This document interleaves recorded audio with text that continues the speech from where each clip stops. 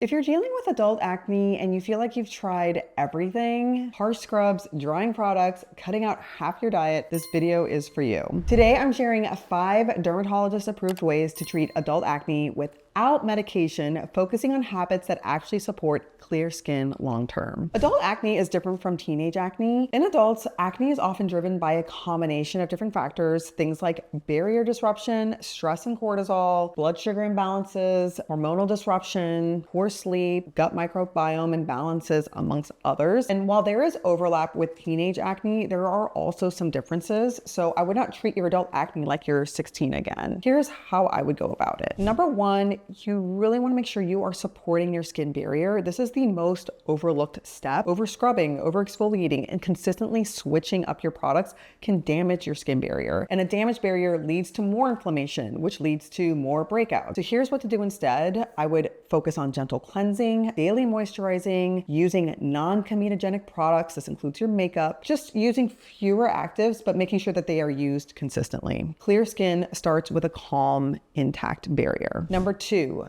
manage your stress like it is a skin treatment, because stress isn't just emotional, it's biochemical. Chronic stress raises cortisol, and cortisol increases oil production and inflammation. And that's why stress acne is very real. This doesn't mean you need to like a perfect meditation practice. Even small stress reduction habits help. Walking, breathing exercises, getting good sleep. Your skin responds when your nervous system feels safer. Number 3, balance your blood sugar through nutrition. Blood sugar spikes can worsen acne by increasing insulin and androgen activity. So what helps? You want to make sure that you're incorporating enough protein with your meals, that you're increasing your fiber intake, reducing ultra-processed foods, minimizing dairy, especially skim milk if you notice a clear trigger. And this isn't about restriction, it's just about stability. Number 4, prioritize your sleep. Sleep is when your skin repairs itself, so it's imperative to the healing process. Poor sleep increases inflammation, it disrupts your hormones, and it slows down healing. If your acne flares when you're exhausted, that is honestly not a coincidence. You want to aim for consistent bedtime, a dark, cool room, fewer screens at night. Better sleep often equals better skin. And speaking of sleep, I'm just going to add this in here because I'm just reminded of this, is just making sure that you're changing your pillowcases often. I would say weekly would be ideal. Number 5, support the healing with supplements. So I'm going to do a full video on this because there's a lot of nuance when it comes to supplements and acne,